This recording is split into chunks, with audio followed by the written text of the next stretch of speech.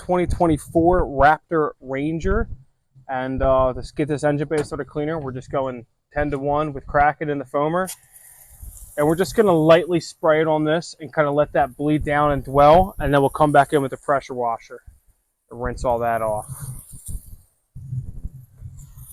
Just want to make sure we get as much angle coverage as possible.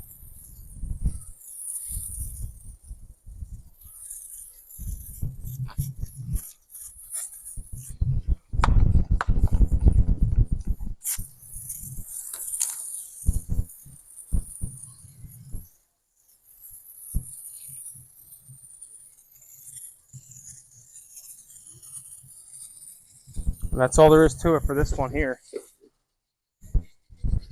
So now we got Kraken in the foamer here, yep. And we're just going to spray that down right over top of that air foam Kraken.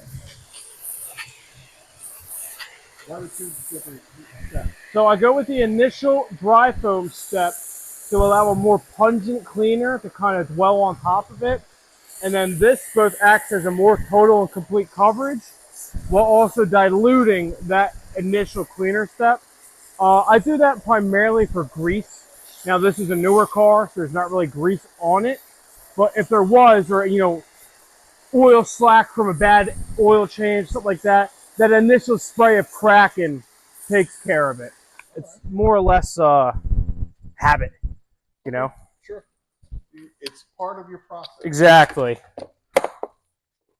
Right on in. And start rinsing that all off, top to bottom.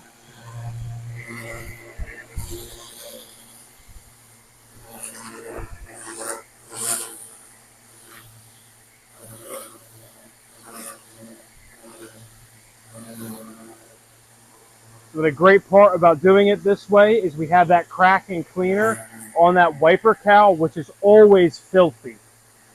So we're able to take our pressure washer and really get that baked on stuff out of there.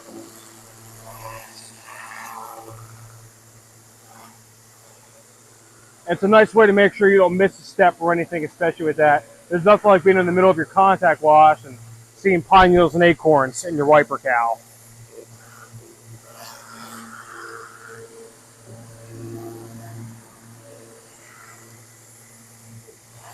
And then same thing, we just rinse the product down and off.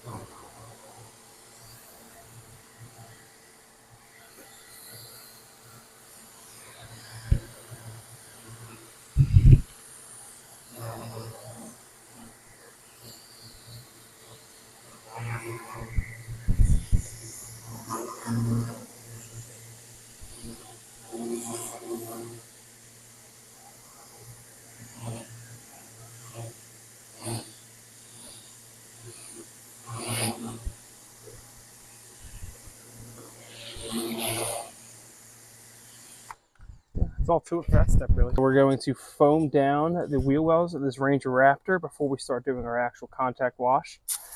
We just got Kraken, 1 to 10, going right on there. And we're just going to let that dwell. No reason to scrub it or anything. We have these nice carpet wheel wells. And yeah, it's just soaking it up.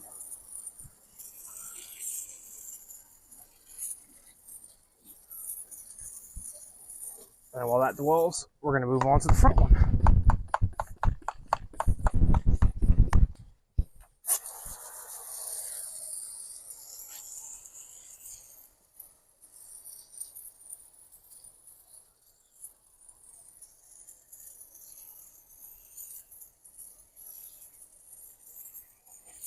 How much does a Ford Raptor go for nowadays? This is actually not too bad because this is a Ranger. This starts at 55 for the Ranger Raptor. Yeah, not too bad. Right? It's not too bad. You know how much a Ranger Raptor starts at? No. A lot more than this. I mean, an F-150 Raptor.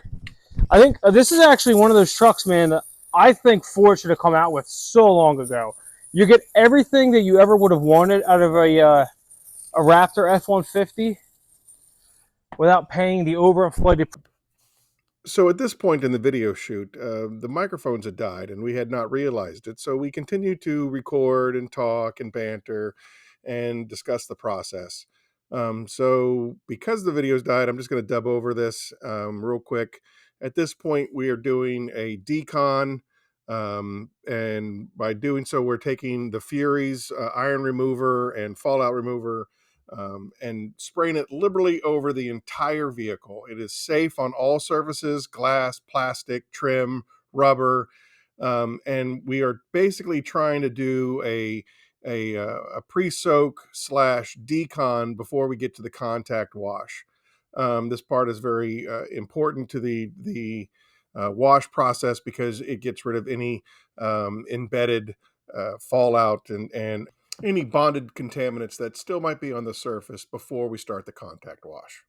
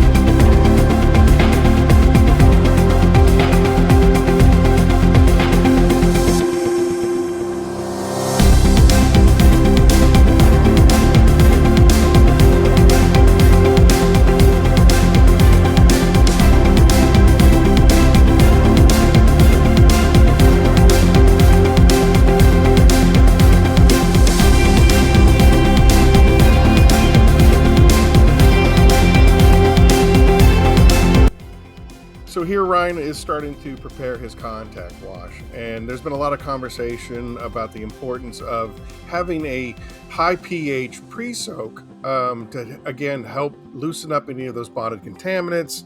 And sometimes you need a soap that has just a little bit more punch for road grime and some contaminants that come up off of the road. And so here Ryan demonstrates how you can just add a little bit of Kraken, which does have a high pH, to a pH neutral soap such as the Apex Auto Wash in order for it to have that much more of a punch when it comes to taking care of those bonded surface contaminants.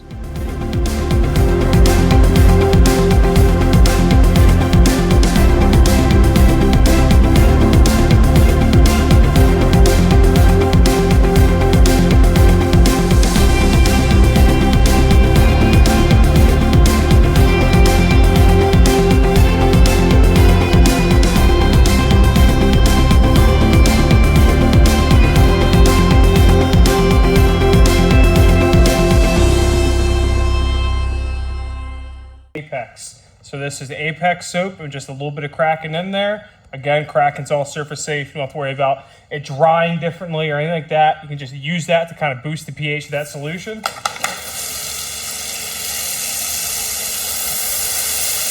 then we're coming directly over top of this, having just rinsed Furies off. So we've already done our iron decontamination stage. We're going to lubricate up these panels. Now, there's an argument, or I wouldn't say an argument, but there's a debate going on about shaving cream-like foam versus the running, dripping suds. I've always preferred and Apex has taught me you want it to run because you want to grab the dirt and have it drip off. So I think a lot of it is personal preference. Now, kind of a buster to that argument is if you're working on already ceramic coated cars, it doesn't matter what consistency you're foaming at. You're going to have this sort of reaction where there's leftover dressing before we did the engine bay. Mm-hmm. You can have the thickest foam you want and it's not going to stick to that vehicle. And that's exactly what a product like Kronos is designed for. So if you wanted a thicker solution, you can always use more soap than's required. You can use less soap to get a more runny solution. And again, like we've been doing a lot of work with the foamers. Pump foamers are cheap. Pump foamers are throwaways. You can have a few of them, different solutions in there. And if you wanted a really, really thick solution, you can do this as you're doing it, and then you can put Apex directly in a pump foamer, and you're going to get more than the shaving cream at that point. Sure.